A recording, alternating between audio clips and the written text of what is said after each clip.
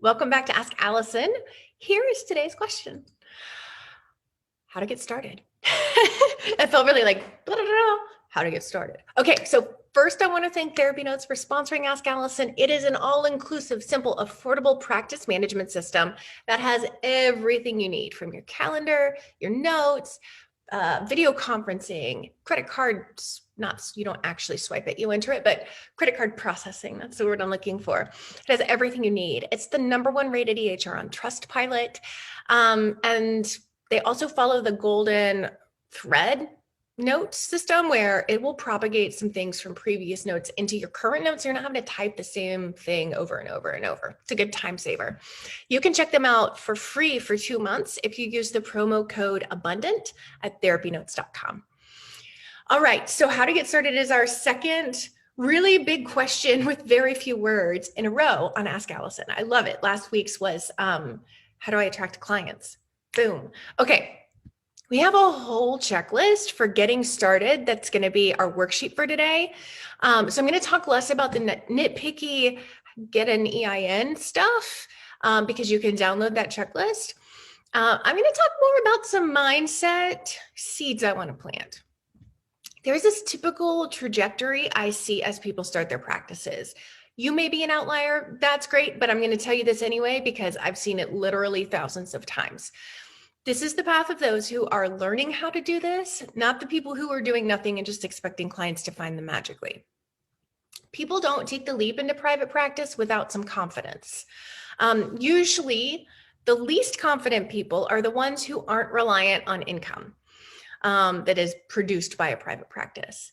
And my theory on this is that the people who need the income, they wait through that phase of insecurity and they build up their confidence, often unconsciously, until it feels safe to take the leap. Because the financial risk is lower for someone whose bills are going to be paid no matter what, they often jump in a little sooner. And none of this is better or worse. I just want to be open about that dynamic that I see. I will also say we often start with confidence and that dwindles. So you're not doing something wrong if you're a few weeks into your practice and you're feeling like an absolute failure.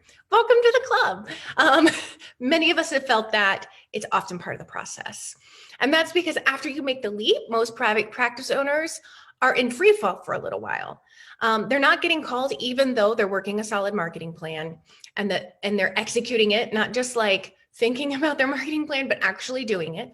And that's when that fear and lack of confidence sets in.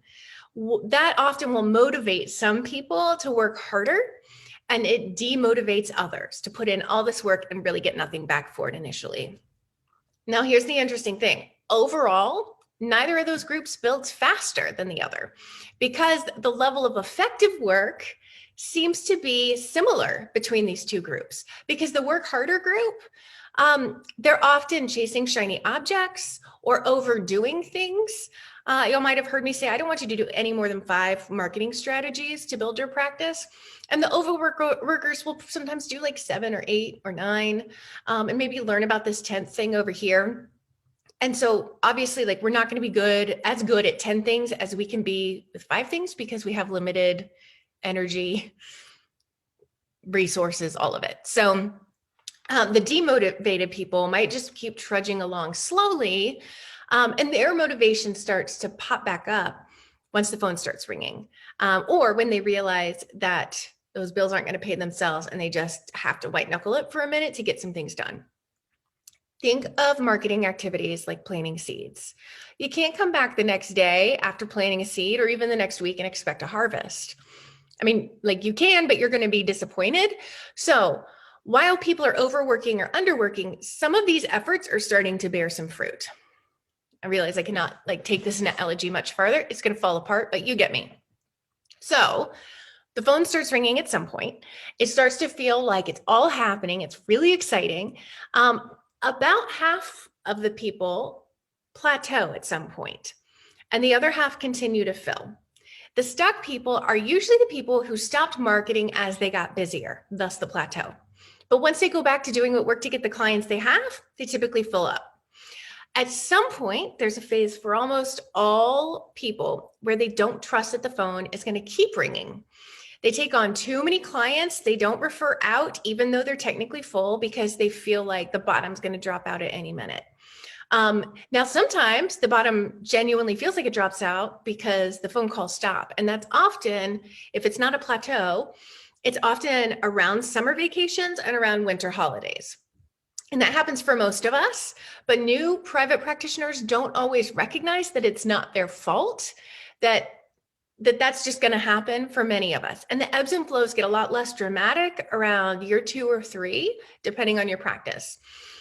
Even when full, most private practitioners feel like they're going to lose everything probably until year 2 of staying pretty consistent and steady. It just takes a while for us to trust it. So while you're in the early stages of private practice, I want you to know what's coming and that you aren't alone. So if any of this sounds familiar, I feel you. I've been there. I've helped a lot of people go through that. It's a pattern for my students. And I just said it's a pattern for my students. These are not the people who are just slapping a Psychology Today listing on the internet and calling their marketing complete. Those people, those are the folks who are currently working in agencies and telling you that private practice doesn't work.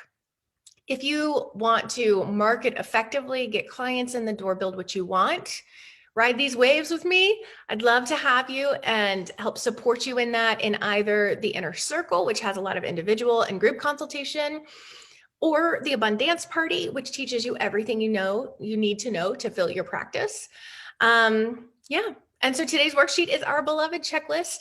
In case you don't already have it, it takes you through all those kind of nitpicky businessy things that you need to do, like open a business bank account, what you might need to file with your state or city. But I pop in some pep talks and some favorite resources along the way to keep it from being mind-numbing.